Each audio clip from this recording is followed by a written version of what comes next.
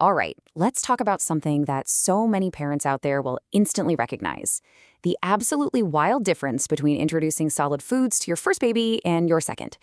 It's a journey, for sure, one that goes from careful calculation to, well, something else entirely. This really gets to the heart of it, doesn't it? This is the core question from our source today, based on one mother's experience. The first time around felt like a precise, rule-heavy operation, but the second time, a total game changer. So what on earth happened? Okay, so let's get into the nitty-gritty. With baby number one, the whole approach was incredibly structured. Almost like you're following a super strict instruction manual for building a tiny, very messy human. I mean, every single step was deliberate.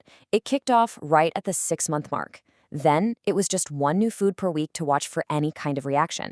The whole system was a mix: part homemade vegetable purees, part baby-led weaning, where you preload the spoon and let them go for it.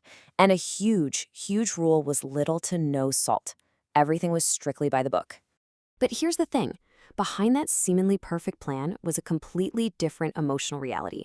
The source describes it as just being completely overwhelmed.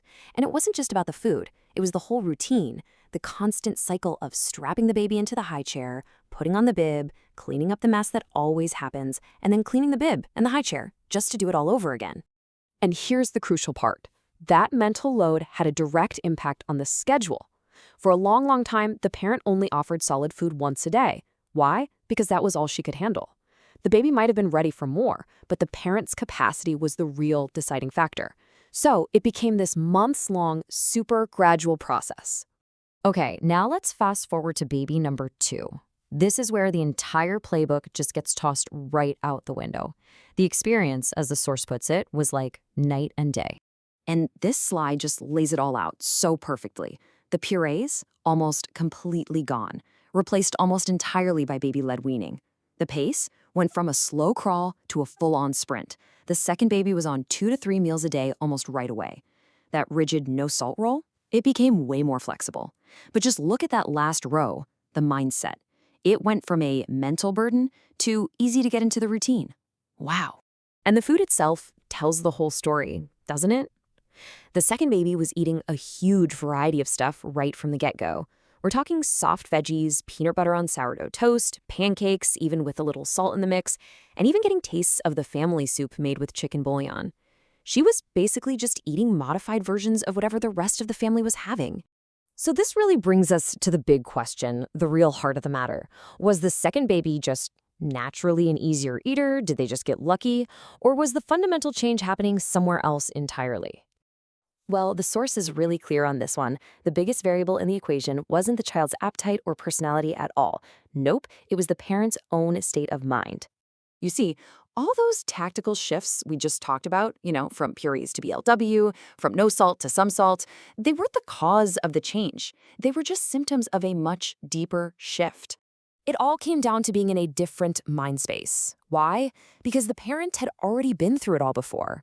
She'd already worked through the anxieties, the stress of the mess, and the mental gymnastics of adding another complicated routine to her day. She had built up a kind of resilience that just wasn't there the first time around. And this is what we can really call a parental evolution. It's that classic shift from the anxiety and the need for control you feel as a first-timer to the confidence, the flexibility, and just the acceptance that comes with experience. You've seen it, you've survived it, and you know deep down that everything is going to be okay. So let's just take a moment to look at what this evolution really means, not just for feeding, but for parenting as a whole.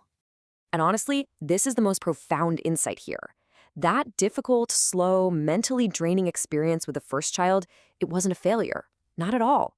It was necessary. It was the training ground. It was the very thing that built the foundation of confidence and calm that made the second time so much easier. So we'll leave you with this question straight from the source. For those of you out there who've been through this, what was your night and day moment between your first and second child? Was it feeding? Was it sleeping? Was it something else entirely? It's just a powerful reminder that sometimes the biggest growth isn't happening in the high chair. It's happening in us.